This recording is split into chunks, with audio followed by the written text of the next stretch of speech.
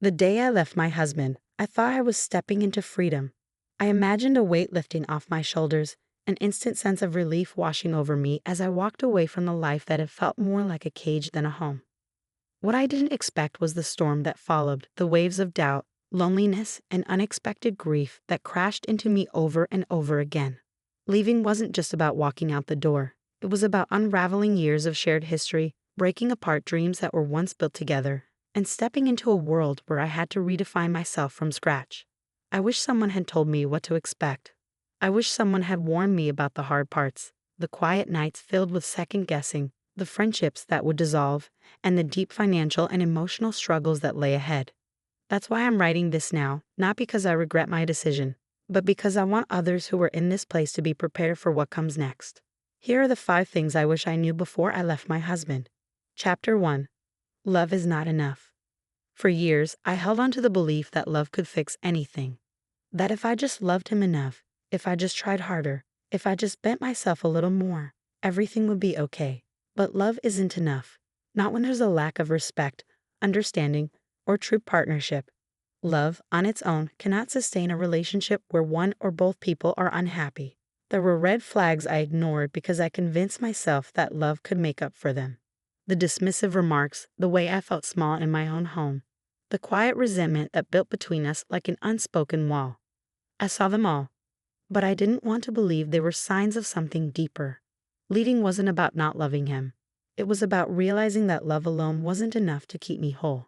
It wasn't enough to erase the loneliness I felt even when he was in the same room. It wasn't enough to make me feel seen, valued, or safe. I wish I had understood that sooner, that I had stopped blaming myself for not being able to make something work that was never meant to last. But walking away from love, no matter how broken, is not easy. Love, even in its most fractured form, still tugs at you, makes you remember the good moments, the laughter, the dreams you once shared. I spent months questioning myself, wondering if I had given up too soon, if I had just tried a little harder.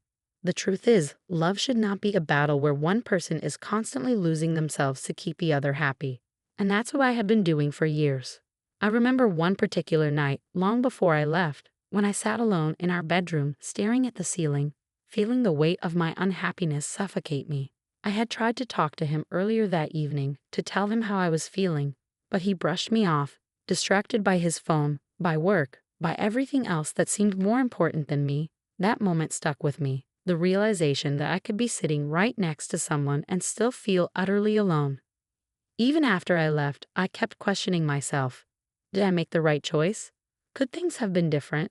The what-ifs were relentless. But over time, I came to see that staying would have meant continuing to shrink myself, to silence my own needs, and that was no way to live. Chapter 2. Healing takes longer than you think. In the days after I left, I kept waiting to feel free. I expected a sudden rush of relief, an immediate lightness in my heart. But instead, I felt lost. The life I had known, flawed as it was, had disappeared overnight, and in its place was an empty space I didn't know how to fill. Healing wasn't linear. Some days I felt strong, like I had made the best decision of my life. Other days, I found myself crying in my car, overwhelmed by the sheer weight of my choices. There were moments of deep regret, even though I knew leaving was the right thing to do. No one tells you that you might still miss someone you don't want to be with. No one tells you that moving on doesn't happen the moment you walk away. Grief doesn't just come from loss, it also comes from letting go of the life you imagined. I had to mourn the version of my life I had once hoped for, the future I thought we would build together. I had to accept that even though I left, there would still be moments of sadness, moments of longing, moments where I would look back and wonder, what if? I learned that healing isn't about forgetting the past or pretending it didn't hurt. It's about sitting with the pain, letting yourself grieve, and slowly, very slowly, learning how to build a new life. If I could go back, I would tell myself to be patient. That just because it hurts doesn't mean it was the wrong choice. That healing doesn't come overnight, but it does come. Chapter 3.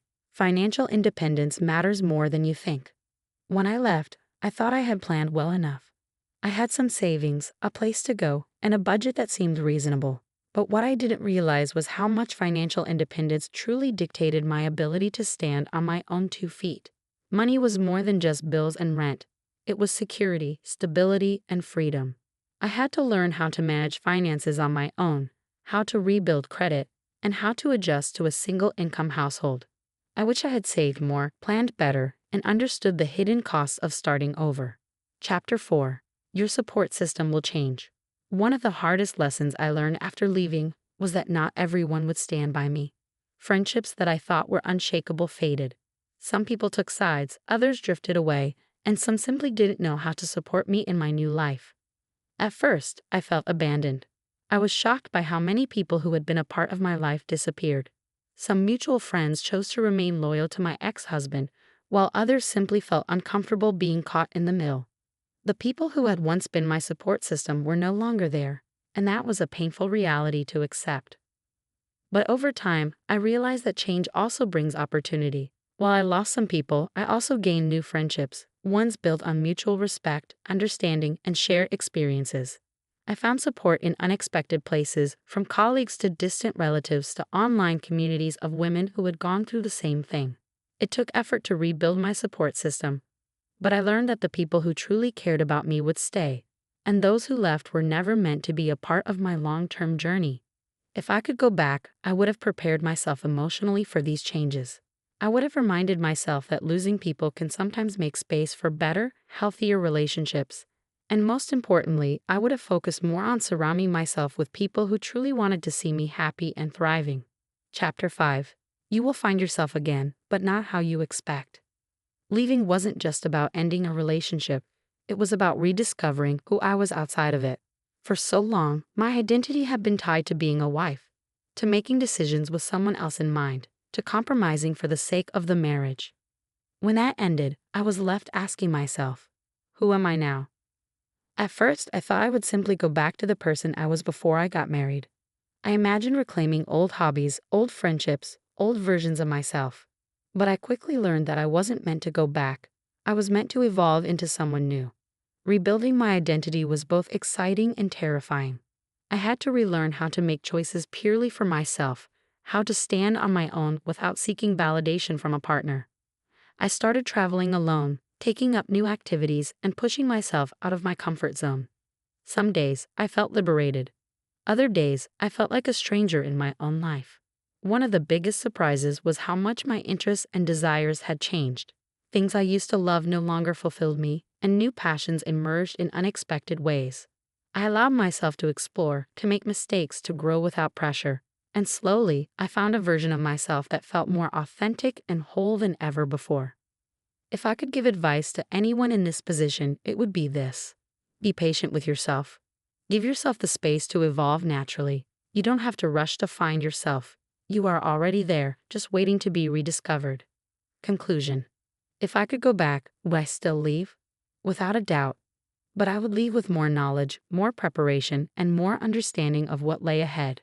To anyone standing on the edge, wondering whether to stay or go, know this: it will be hard. It will hurt, but you will survive. And in the end, you just might find yourself in a way you never imagined.